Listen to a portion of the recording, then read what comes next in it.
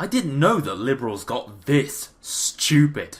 But anyway, prepare for a wild ride. You may think you know exactly what race you are, but how would you prove it if someone disagreed with you? What? It doesn't matter if someone agrees with me on what my race is. It doesn't change anything. Does this somehow change what race I am? Already this video makes no sense. The fact is, even though race drives a lot of social and political outcomes, race isn't real. Wait, what? Let's hear that again. The fact is, even though race drives a lot of social and political outcomes, race isn't real. Race isn't real. Race isn't real. What? How the hell can race drive a lot of social and political outcomes, but at the same time not exist? If it didn't exist, it wouldn't be affecting anything. But you say it is affecting things, but it can't exist. Ah! Oh, my head hurts already. One of the first people to attempt to categorize humans according to race was a German scientist around 1776. Wrong. Humans have been doing this long before scientists studied this. Different races come into conflict with each other because of the lack of understanding of people outside their culture.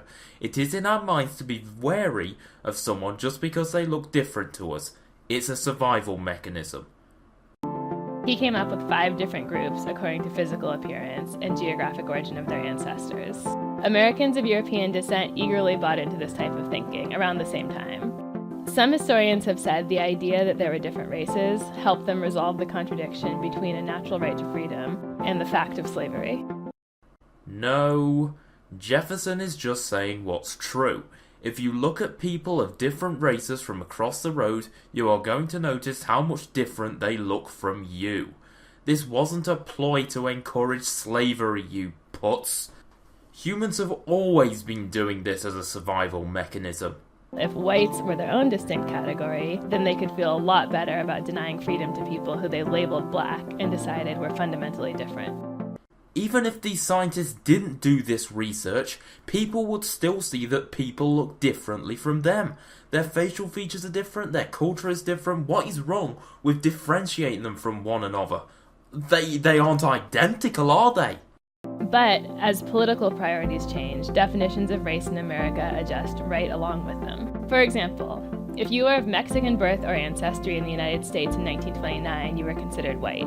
Then, the 1930 census changed that to non-white to limit immigration. Later, when the U.S. needed to increase its labor force during World War II, these people were switched back to white. And this doesn't disprove race. It just shows how governments use categorization to their advantage.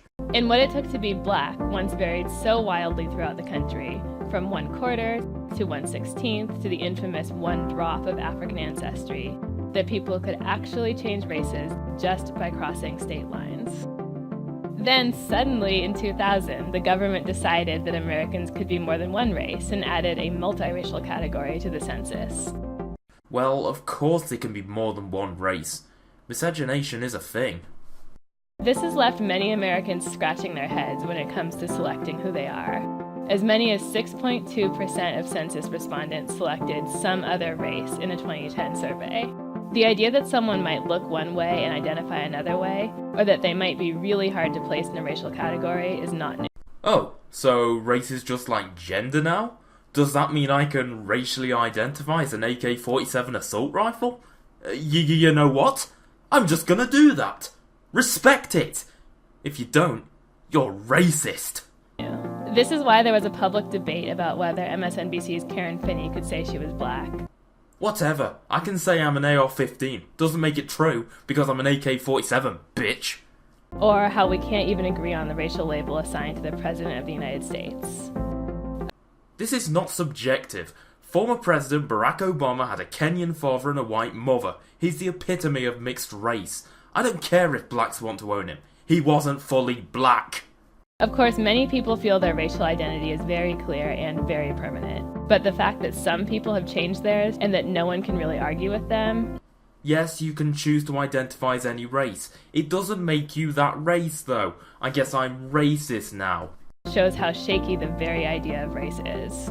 Just like with gender, if I see you walking down the street and you have light skin and you have Caucasian facial features, I'm just gonna subconsciously assume you're white. This is how the human mind works. It's not racist at all. This is all because there isn't a race chromosome in our DNA that people can point to. It simply doesn't exist. Really? You want to go there? So you really want to use genetics to disprove race? Okay. Explain what causes different races to develop completely differently. What makes their bone structure and shape different? What makes blacks have bigger dicks? What makes Asians smaller than blacks and whites? What's that? Genetics? So, all the differences in races are determined by genetics? Wow!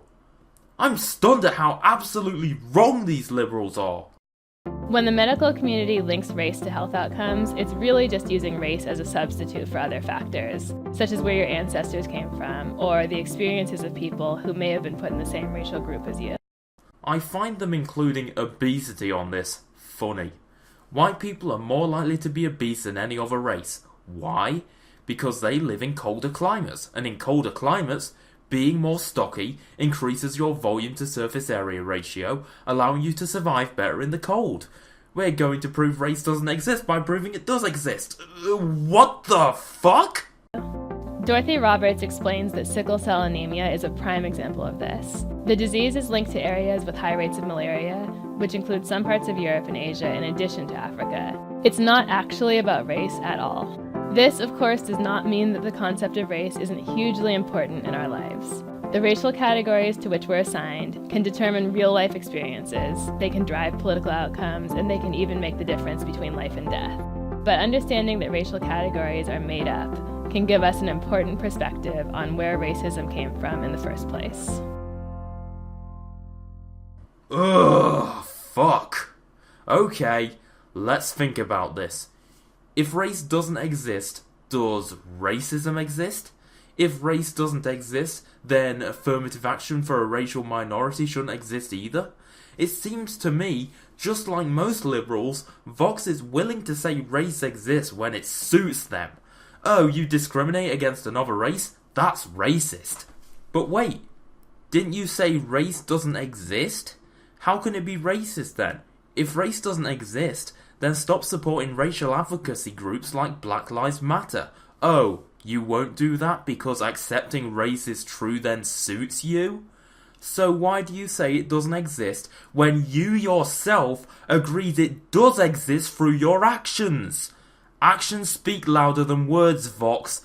I'm out. I've had enough of these mental gymnastics.